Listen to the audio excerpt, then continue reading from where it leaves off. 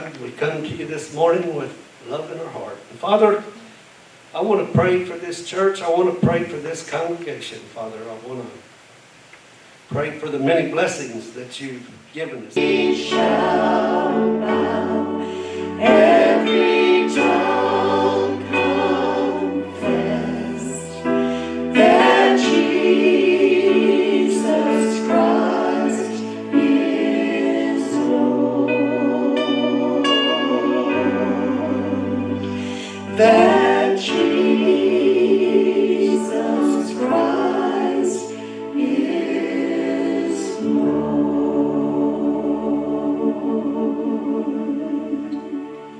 Father, as we come to you this morning, God, we are in Matthew chapter 5.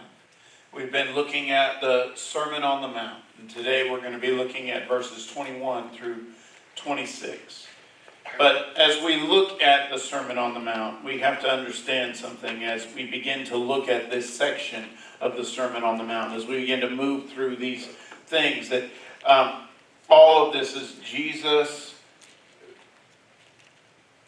following through on what he has already said. He's already told us in verse 17 of Matthew chapter 5, "Don't assume that I came to destroy the law or the prophets. I did not come to destroy, but to fulfill." So all of it looks to him, all of it points to him, and through him he has the right then to take the scriptures and to give us, to interpret them and give us their fullest meaning.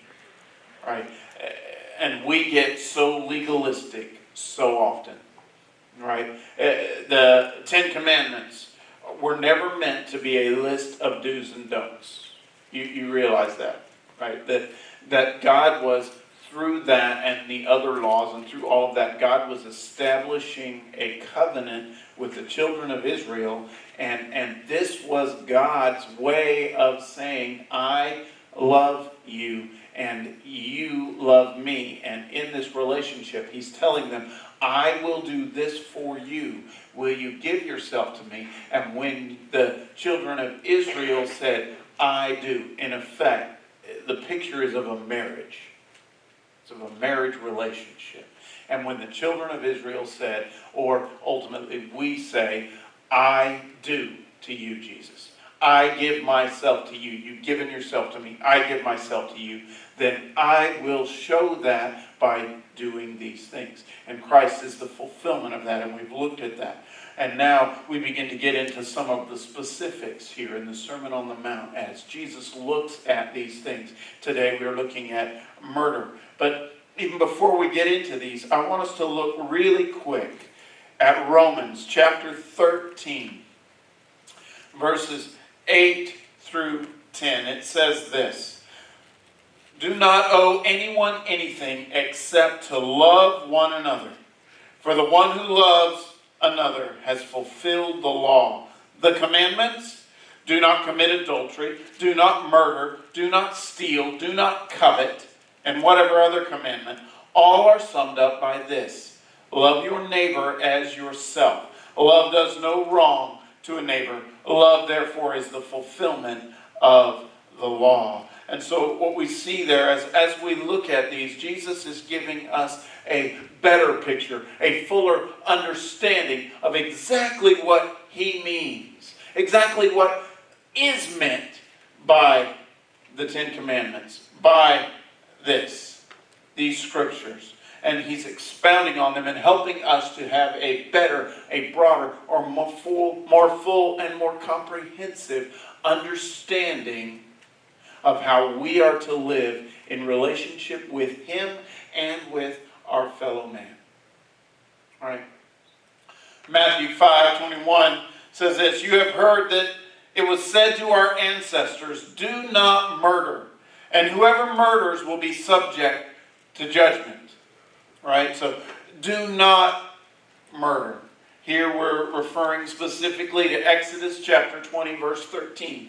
The Ten Commandments: you shall not murder. Now, to be clear, when it says murder there, a lot of times you hear that thou shalt not kill.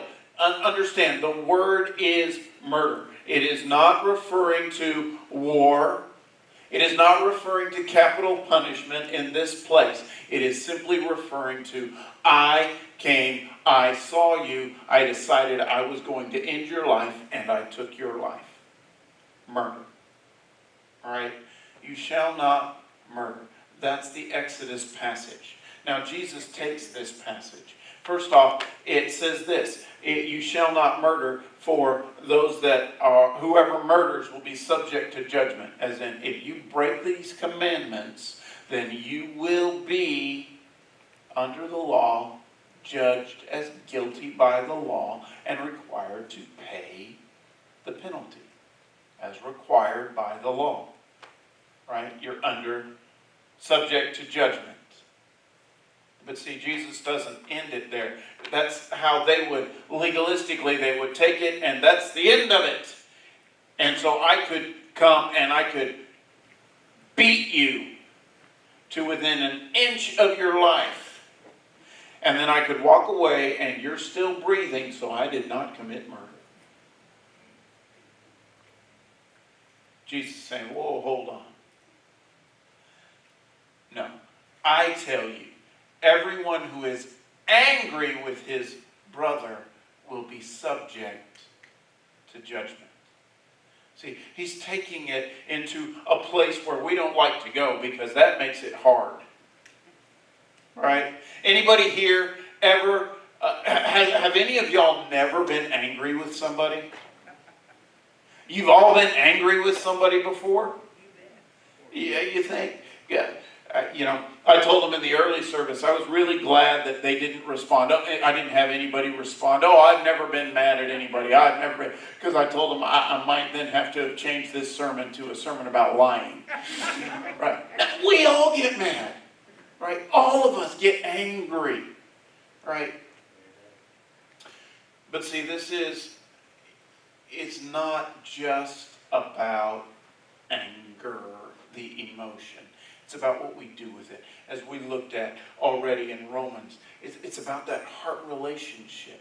Are we allowing this to rupture the love we are to have for God or for our fellow man? Because our lives are to be about loving God first and foremost with all that we are and loving our fellow man. Do I allow this thing, this emotion, this thing to come between me and you such that I can't love you because I am angry at you? And truthfully, this word anger, it's more malice. I'm acting towards you with malice. Right? To me, I'm saying you're dead to me. It's not just a temporary, fleeting, momentary anger. I got mad. It's something that I hold on to. It festers inside me and it destroys my relationship with you. You'll be subject to judgment. So you have anger. Right? But the judgment there. Let me ask you something. Have you ever had anybody read your mind? I've occasionally had Canberra finish a sentence for me. Right? The truth is, we are human. I cannot impart to you motive. I can look at what you have done and I can say, you did this. And I can say, I think you did this because of this, but I can't say what you're thinking. I can't know what you're thinking. So when we're talking about judgment here, judgment for anger, that's an internal thing. That's not something observable. The judgment is not judgment, earthly judgment. The judgment is godly judgment, because God is the only one that knows the motives of your heart. Right? It comes from Him. And so when we're talking about that judgment for our anger, you'll be subject to judgment. It's saying, look, God knows the motives of your heart, and He will judge those motives. And He will judge that anger. He will judge those actions and those thoughts. Right? Jesus goes on, and whoever says to his brother, fool, will be subject to the Sanhedrin, but whoever says you moron will be subject to hellfire. Now, most of us look at that and go, well, there's not much difference, right? When we look at these, we have to begin to understand something. The word there for fool, raka, it's like basically saying, you airhead, that was stupid. Right? You shouldn't have done that. That was dumb. Right? But hear me. Somebody that's that way, subject to the Sanhedrin, that's the Jewish ruling council. Okay? Earthly punishment because of how I'm treating you. But whoever says you moron will be subject to hellfire. The word for moron there, translated in Aramaic, it's more. Speaking of moral apostasy, rebellion, wickedness. Right? It's the word, the way it's translated. It's not me saying, man, what you just did was dumb. It's me saying, you are wicked and evil, and I am judging you. And that's something God reserves for himself and himself alone. So it's in those terms. It's what we are doing. It's how we are doing things. But understand there's anger there. There's these things that are going on. Just understand that Jesus is emphatically stating what Jesus is doing. He is telling you that commandment, thou shalt not murder, really, what that thing is that is God condemning hatred. Acting in hatred. And ending someone's life because of an angry, hateful emotion that is welled up. Malice. It's overwhelming rage of this person. Such that I care nothing for you. That's not how we're called to live. We are called to love, not hate. Right? So, but is Jesus saying all anger is bad? Right? Should we be saying, oh, I have to find a way to abolish all anger and never be mad again? Let me ask you something. How many of you think you can do that? Me neither. Jesus isn't saying all anger is bad. Right? In Mark 3, 4, and 5, then Jesus said to them, is it lawful on the Sabbath to do good or to do evil, to save life or to kill? But they were silent. See, a man had come. They're in the synagogue, and he's got a withered hand, a shriveled hand. And they're waiting. They're looking for a reason to accuse Jesus of violating the Sabbath. And they think they've got it, this guy. And Jesus looks at them, and he's looking on this guy with compassion, with love. And he's looking on them, and their hearts are so hard they care nothing about this guy. And look at what it says. After looking around at them with anger and sorrow, at the hardness of their hearts, he told the man, stretch out your hand. So he stretched it out, and his hand was restored. Now wait a minute. Is Jesus sinless? Yes. Yes, he is. Was he angry? Yes. Yes, he was. But see, his anger was a righteous anger because he wanted to see the things of God accomplished. And these people cared nothing for the things of God. They cared only about accusing him, and their hearts were hard. And he was angry that they could look on this man that God loves and that Jesus would die for and have absolutely no care for him. It was a righteous anger. A righteous anger, not just he blew up at him. It was an anger fueled by his love for them, wanting their hearts to be right, and this man. Right? In Matthew 21, it says this, you know this passage, Jesus went into the temple complex. He's entering the temple. He's walking in the outer courtyard of the temple. And what does he see?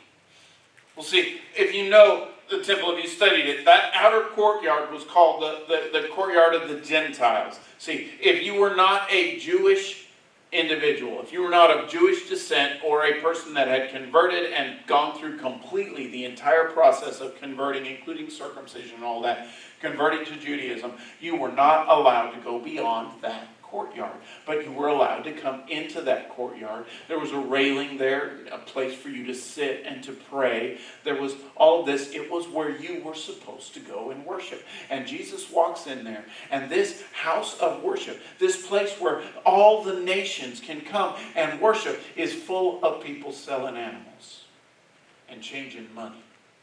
And there's a cacophony. There's noise everywhere. There is no possibility that people can pray there. And what happens? He drove out all those buying and selling in the temple. He overturned the money changers' tables and the chairs of those selling doves. And he said to them, "It is written, my house will be called a house of prayer, but you're making it a den of thieves." Do you think he was ticked? Yeah. But it's a righteous anger for the things of God, because he wants the things of God to be accomplished, and he has zeal for his house. In fact, in the Old Testament it speaks of Jesus, and it says that zeal for my house will consume him. And what do you see? You see, anger isn't a sin in and of itself. It's what you do with it. And Jesus is angry because he looks at the world. Honestly, I would be a Gentile. I don't know. I think most of y'all here would be Gentiles. And he's looking at you and he's going, this is where you're supposed to be able to pray. I want that for you. And he drives them out. Because that was our only place to come pray. And he wants that for us. He wants us to be able to be in fellowship with him. And they were destroying that fellowship. Right? So righteous anger for the things of God is not wrong. Anger for the sake of anger. Malice, rage that destroys your relationship with someone and comes between your relationship with God and you. That is wrong. And that is something we have to deal with. Also not about the words you use. It's about the attitude of your heart. In Matthew 23, 16 and 18, the Pharisees, again, it's a conflict with the Pharisees. Right? Woe to you blind guides who say, whoever takes an oath by the sanctuary, it means nothing. But whoever takes an oath by the gold of the sanctuary is bound by his oath. Jesus is confronting them with their behavior, with their thought patterns, with their attitudes. Right? But I want you to see what he says here. Blind, what? Fools. Wait a minute. But didn't he just, yes. But see, Jesus is confronting their arrogance. And he's looking at them and he's saying, well, wait a minute, guys. You don't have in mind the things of God. You are leading people astray. You blind fools. It's not about the word, it's about the attitude of the heart. He says, for which is greater, the gold or the sanctuary that sanctified the gold?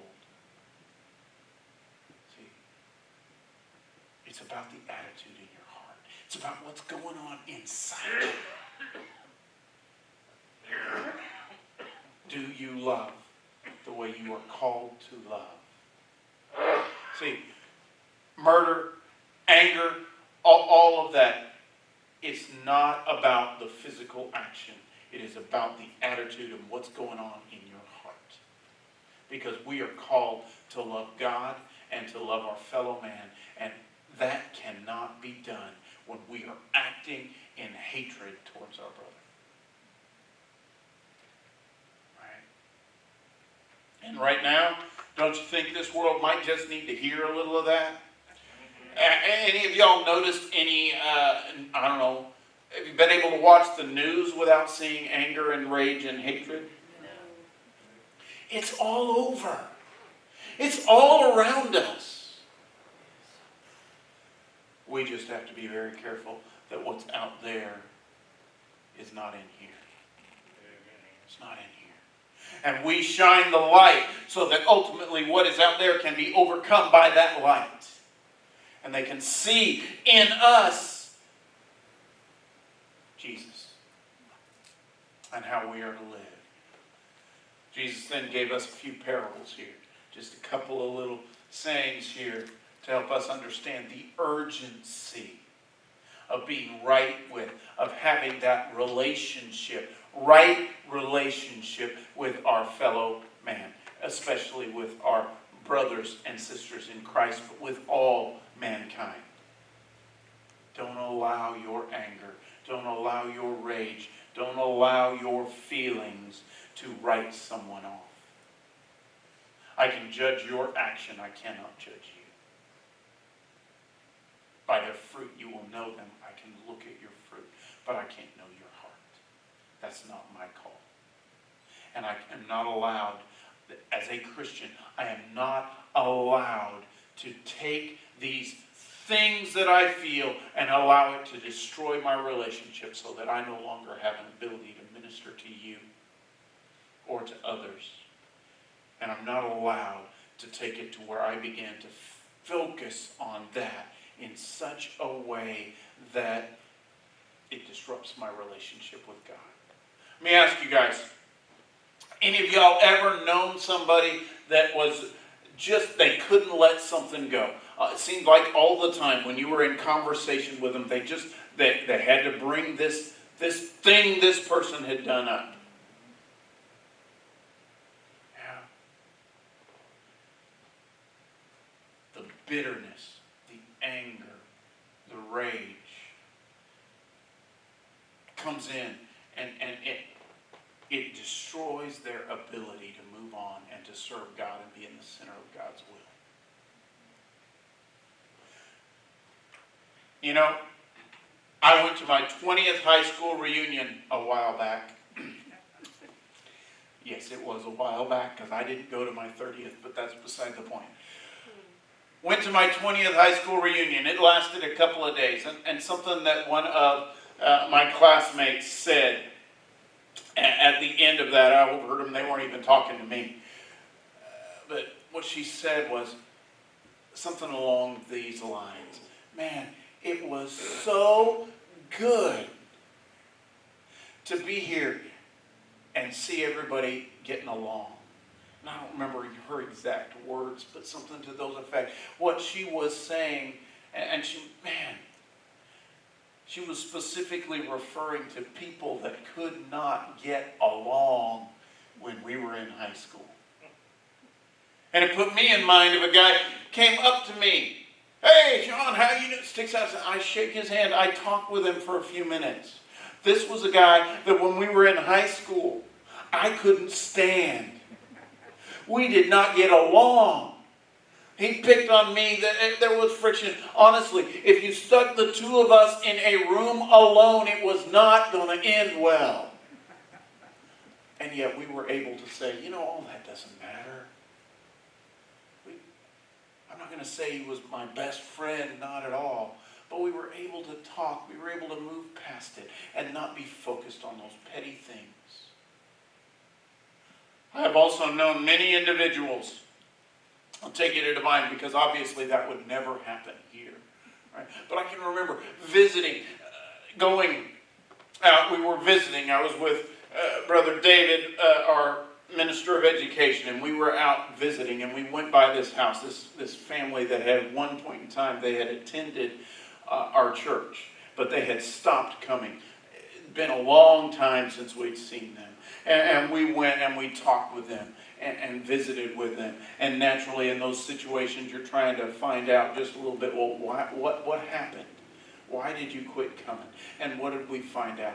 All this time later, and I think it was actually years, but I know it was at least months later, what we find out is they had been dealing with something, and the pastor preached a sermon, and in that sermon, he offended them. I know you're going, what? A pastor that offends people? May it never be so. Right? No, he offended them. The problem was, they just got ticked and left. And they decided, I can't go back to that church because he made me mad. They never talked to the pastor. They never even talked to any of the leadership or the deacons at the church.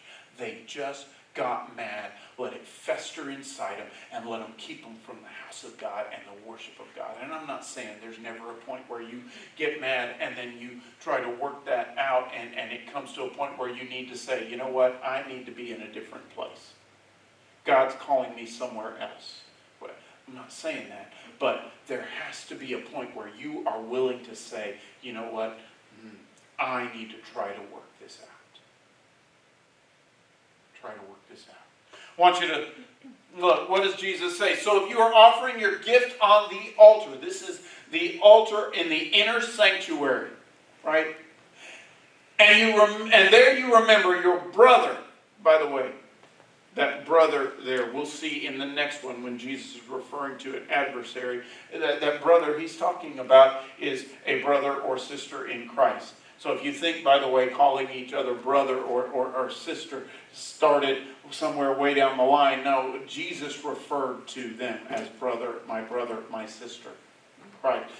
If you remember your brother has something against you, leave your gift there in front of the altar. First go and be reconciled with your brother, and then come and offer your gift.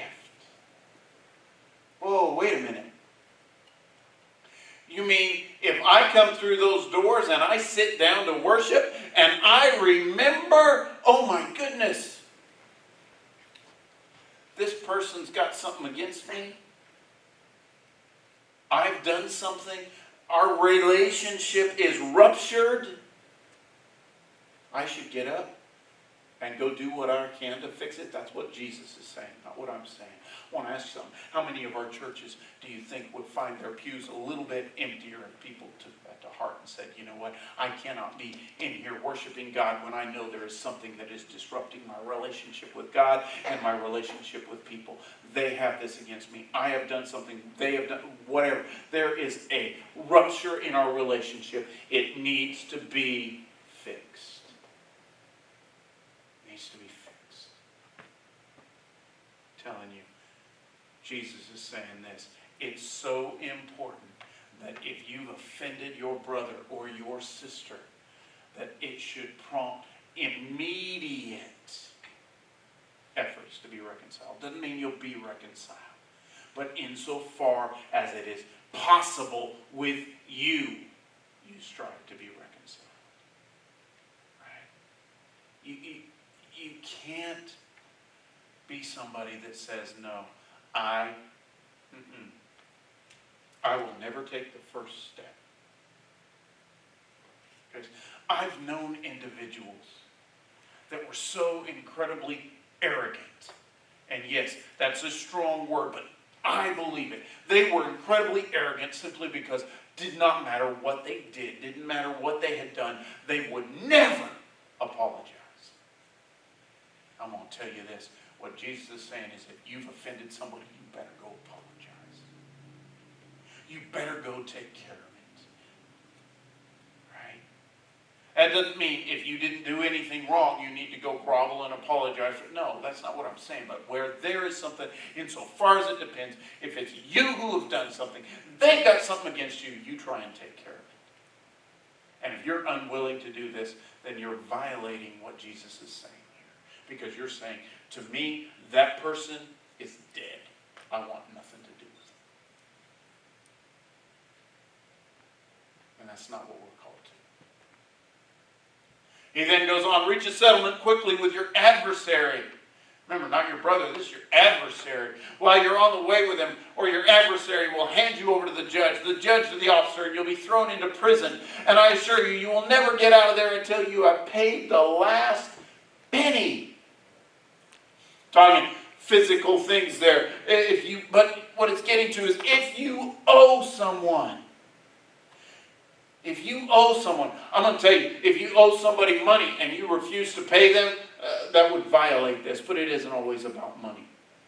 It can be about things. It can be about attitude. It can be about an apology. It can be about so many different things. But if something is owed, you owe them. Do not wait until you are compelled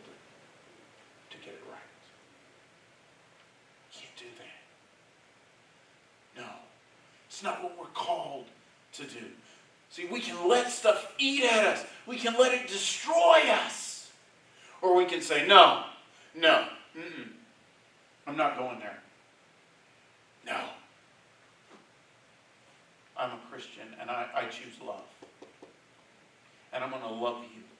I may hate what you've done or what you're doing, but I'm going to love you.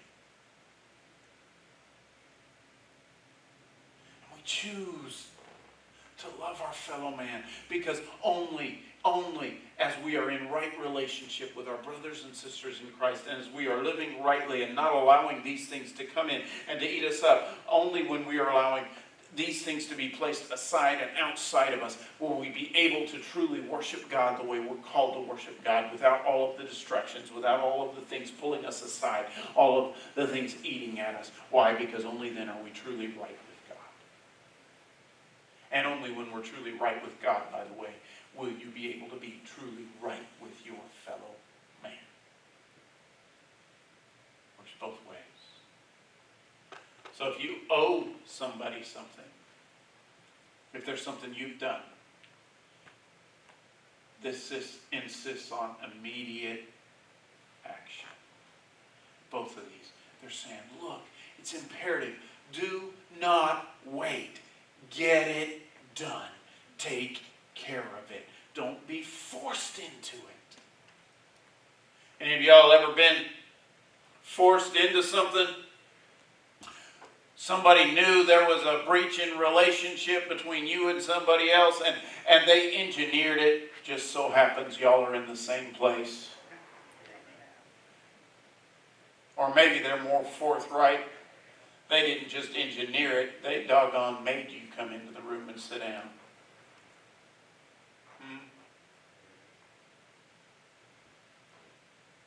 Guys, don't wait until you're forced. That's not Christian. What's Christian is for you to say, I care so much about you and I love you so much that I want to be able to minister to you. And in order to minister to you effectively, I am putting you above me and I'm getting this out of the way. Understand, it is not saying, by the way, it is not saying that that will always heal the relationship, because there are two people in a relationship. And I can apologize when I've messed up all I want. That doesn't mean they're going to accept it. But insofar as I am able, I respond. I do what I can to heal the relationship and allow the ministry to that individual, the love that I am to have with that brother or sister or that individual, that relationship to continue. And sometimes, by the way, love for that relationship means that the relationship has to be ended. Because you know that that relationship is bad for you and it's bad for them, because you're enabling them by continuing it. And they need to know that, no, what you're doing is so wrong that I love you and I want to be friends, or I want to be there for you, but not while you're doing this. But you put that love first and foremost. And you do what you can insofar as you are able to love that individual and heal these relationships. And understand that anger and malice, it's evil and it eats at your soul. And we've got to do everything in our power to put an end to that. In James 1:19 through 21, it says, my dearly loved brothers, understand this. Everyone must be quick to hear, slow to speak, and slow to anger. Hear this. For man's anger, not righteous anger, not the anger of God, not anger in relationship with God, brought on by God, but man's anger does not accomplish God's righteousness. So if your anger is not accomplishing God's purpose, it's not anger you need to have, and you need to get rid of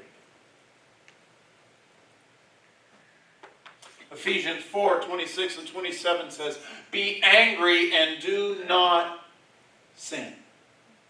Don't let the sun go down on your anger, and don't give the devil an opportunity. I'm telling you right now, there are an awful lot of people out there that are giving the devil an incredible opportunity, because they're allowing hatred, they're allowing bigotry, racism, whatever you want to call, what's going on out there. They're allowing it to control their lives. They're allowing it to move in there. And it's saying, look, don't do that. Don't. Be angry, but don't sin. Have righteous anger, not malice and rage. And don't let the sun go down on your anger without giving it to God or being reconciled to man. Do not give the devil that opportunity to destroy your relationship.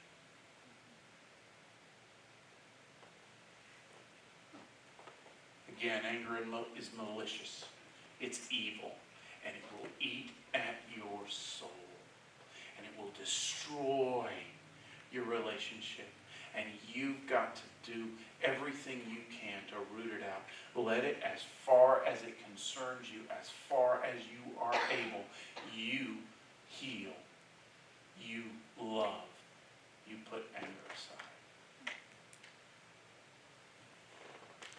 So understand, this command isn't really about physically going and murdering somebody. This command is really about how you relate to one another. It's about that heart relationship. And somebody can say they love you, but the way they're doing things, the stuff they're wanting you to do is harmful to you. And they're saying they love you, but their actions are saying, I'm trying to murder you. And there's sometimes somebody there have been times when, honestly, getting confronted about stuff feels like they're trying to murder me. But the truth is, they're actually acting in love. Because they're acting on what is best for me. And what will benefit me and benefit God. It's about how you relate to one another. And it's about the motives of the heart. Matthew 22. Jesus has already said the very greatest commandment. We looked at this in Romans. The greatest commandment is love the Lord your God with all your heart, all your soul, all your mind, all your strength. All of it. Everything you are. Love God. Put loving God first. Right? That's the greatest and most important commandment. But the second is like it. Love your neighbor as yourself. All the law and the prophets depend on these two commandments. When you love, truly love, agape love, not conditional love that says, I love you if you do this, but true love. If you love, then your actions will fulfill the law. As God commanded it. If you truly love, you will not murder. Whether it's physically murder, spiritually murder, intellectually murder, you will love. And your actions will show that love. So what do we do? We first have to understand that love and hate, this is about hate. See, love and hate are not compatible. And if in your heart you choose to hate someone, then you've ruptured a relationship that God intends to be whole. And you've lost an opportunity to minister. And you've lost an opportunity to be ministered to. And God says, no, that's not who we are. Love and hate are incompatible. You cannot love God with all that you are and be in the center of God's will for your life and hate His creation. You can't do it.